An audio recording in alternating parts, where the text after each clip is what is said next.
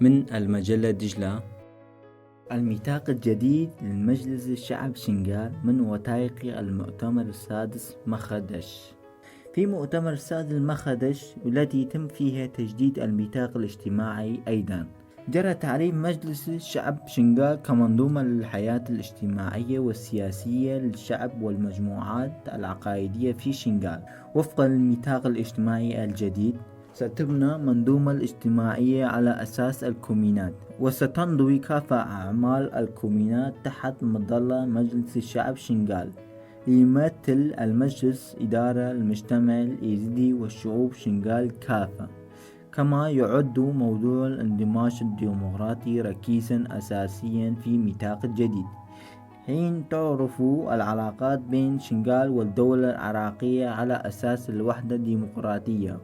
يوجه نداء العراق والأطراف كافة الحقوق الأساسية للمجتمع الإيزيدي، وفي مقدمتها الإدارة الذاتية والدفاع الذاتي في إطار الدستور العراقي، والاعتراف بمجلس شعب شنغال كنموذج للديمقراطية والإدارة المحلية.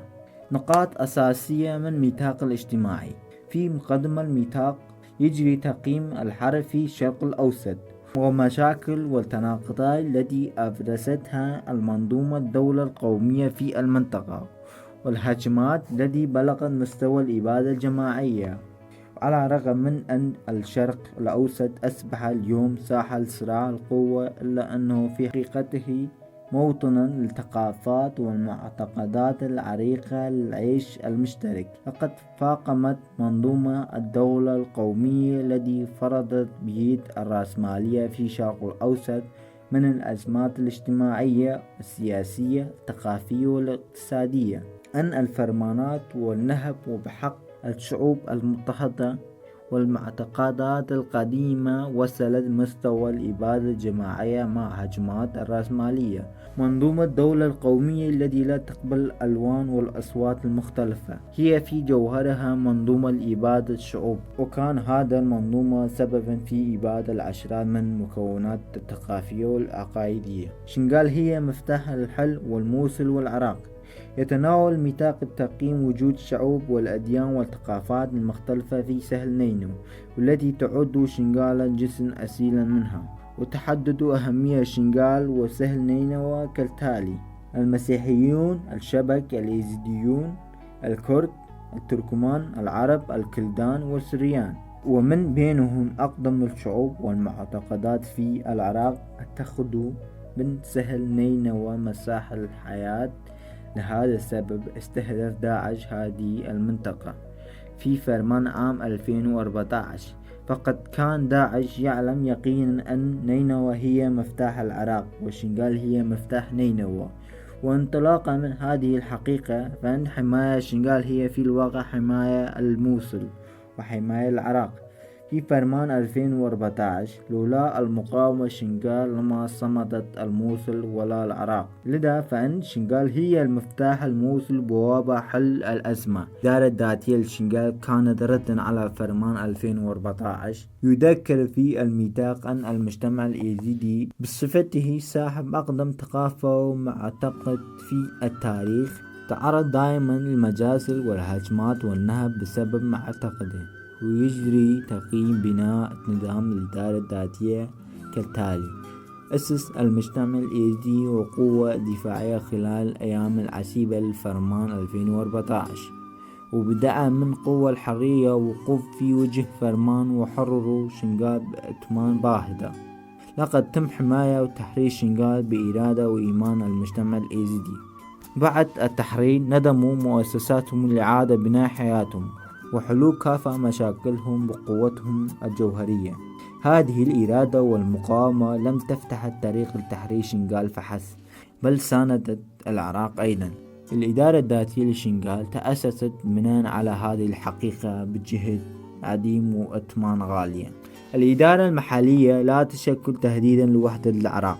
يعرف الميثاق المجلس شعب شنغال كمنظومة للحياة ووجود المجتمع الإيزيدي وكافة المكونات شنغال. وحول أهمية تطوير الإدارات المحلية يذكر: يوجد اليوم في مناطق كثيرة من العالم أقاليم ذاتية الحكم ونماذج الإدارات المحلية. لقد أصبحت الإدارات المحلية مفتاحا لحماية وجود المجموعات الثقافية والعقائدية بشكل خاص، ويتضح يوما بعد يوم أن الإدارات المحلية والديمقراطية المحلية لا تشكل تهديدا لوحدة الدولة، وهذه الحقيقة تنطبق على دول العراق والشنغال أيضا. الدستور العراقي بقوانينه يفتح الطريق أمام المجموعات الثقافية والعقائدية الإدارات المحلية. فإذا تحرك العراق وقف دستوره واعترف بحقيقة شنغال كوارد المجتمع الإيزيدي، ستصبح الإدارة المحلية في شنغال نموذجا رائعا للديمقراطية والحرية.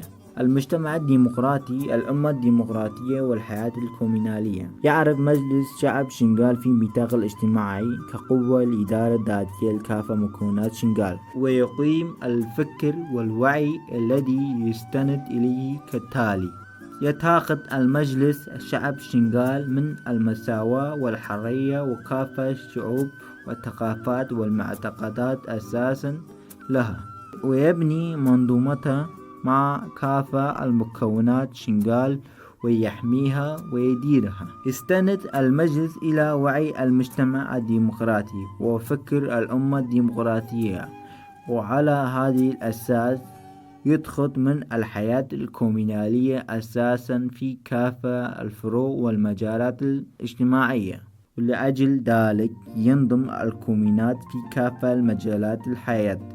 يرى أن الحياة والمجتمع الديمقراطي الكومينالي المتساوي أمر حيوي بالنسبة لها، ويناضل من أجل تطوير قيم المجتمع الديمقراطي والحرية المرأة. يجب على العراق الاعتراف بإرادة مجلس شعب شنغال. يدعو الميثاق الاجتماعي للدولة العراقية الاعتراف بحقوق المجتمع الإيزيدي في إطار الاندماج الديمقراطي. يدعو ميثاق الاجتماعي للدولة العراقية الاعتراف بحقوق المجتمع الإيزيدي في إطار الاندماج الديمقراطي. يجب قبول مجلس شعب شنغال على أساس قوانين العراقية وإدارة جوهرية لشنغال. سيمثل الإرادة إدارة شنغال من الدفاع إلى الاقتصاد. يجب على الدولة العراقية أيضا الاعتراف بهذا الحق المشروع للمجتمع الإيزيدي وقبوله فوق دستورها. بقدر ما يمثل مجلس شعب شنغال وحده كافة مكونات شنغال، فإن يحمي ويمثل قيم الشعوب العراق أيضا، وعلى هذه الأساس فإن الإدارة المحلية لشنغال هي أراضي القوى العراق. بعد المبادئ العامة للميثاق الاجتماعي، يدخل مجلس شعب شنغال فكر الأمة الديمقراطية أساسا لها، ويرى الثقافات والحياة الكومينالية كمعيار أساسي للوجود الاجتماعي، ويبني نفسه ويديرها عن طريق الكومينات. مصدر قوة وشرعية لمجلس شعب شنغال هو المشاركة المتساوية والحرة لكافة الشعوب والمجموعات العقائدية. يرى مجلس شعب شنغال وجود المرأة كوجود اجتماعي، ويدخل من ريادة المرأة أساسا في المجتمع الديمقراطي، ويطور فكر الحياة الندية الحرة، ويدخل من نظام الرئاسة المشتركة معيارا أساسيا في كافة المجالات. يرى مجلس شعب شنغال أن الدفاع الجوهري حق مشروع وطبيعي لكافة الشعوب والثقافات والأديان والمعتقدات، ويطور أعمال الدفاع الجوهري في كافة المجالات. يرى مجلس شعب شنغال كافة أشكال السحر، الاستعياب، الإبادة الثقافية، الاحتلال والنهب كجرائم ضد الإنسانية. يتخذ من المقاومة الثقافية والاجتماعية حقا مشروعا ضد هذه الهجمات. المنظومة الاجتماعية والتنظيمية.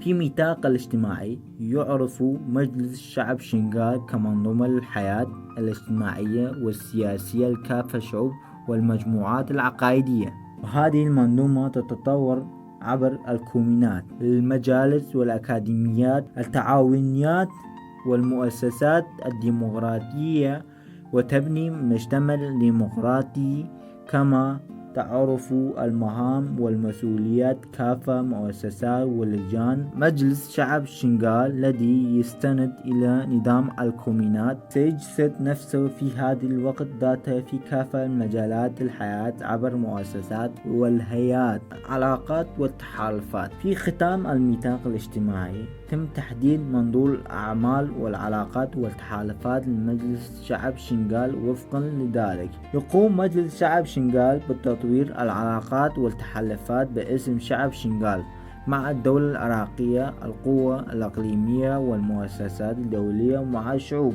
تطور العلاقات بين مجلس الشعب شنغال والدولة العراقية على أساس الحقوق، العدالة، الديمقراطية وفي إطار الاندماج الديمقراطي. ويطور مجلس شعب شنغال العلاقات مع الدولة العراقية باسم المجتمع الديمقراطي.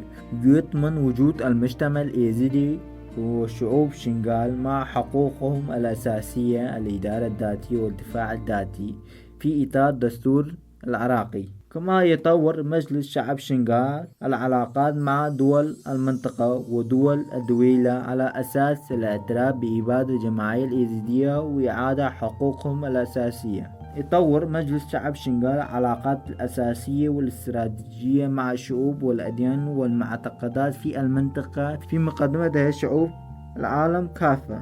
يطور مجلس شعب شنغال العلاقات الأساسية والاستراتيجية مع الشعوب والأديان والمعتقدات في المنطقة ومقدمتها شعوب العالم كافة. ويقيم بناء المجتمع الديمقراطي في شنغال كجزء من النضال الديمقراطي والحرية لشعوب العالم.